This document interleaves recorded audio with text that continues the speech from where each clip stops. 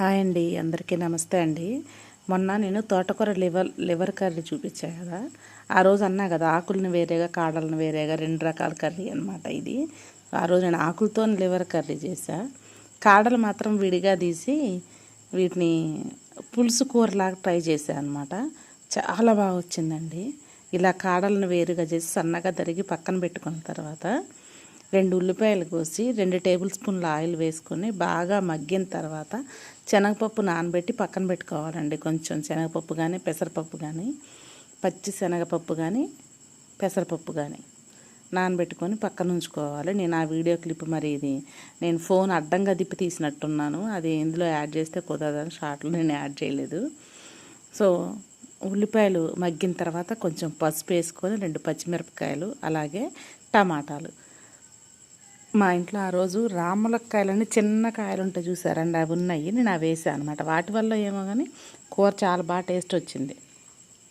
So శనగపప్పు, పచ్చిమిరపకాయలు, ఉల్లిపాయలు, టమాటాలు వేసిన తర్వాత మనం సన్నగా తరిగి పెట్టుకున్న తోటకూర కూడా వేసుకొని తగినంత ఉప్పు వేసుకొని మూత పెట్టుకుంటే కాసేపు నీరు వస్తుంది అనమాట. ఆ నీరంతా మగ్గిపోయిన తర్వాత కూరలోకి సరిపోయినంత కారం వేసుకోండి.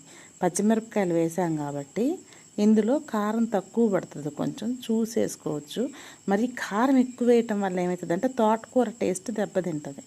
కాడల్లో మనం అచ్చంగా కాడలు వండి టమాటా వేయటం వల్ల ఏమోనండి మంచి టేస్ట్ వచ్చింది. అందులో మంచి ఆహారం కదండి తోటకూర కాడలు అంటే, మంచి పౌష్టికాహారం అన్నమాట. ఇది మాంసకృతులు ఉంటాయి, మంచి విటమిన్స్ ఉంటాయి.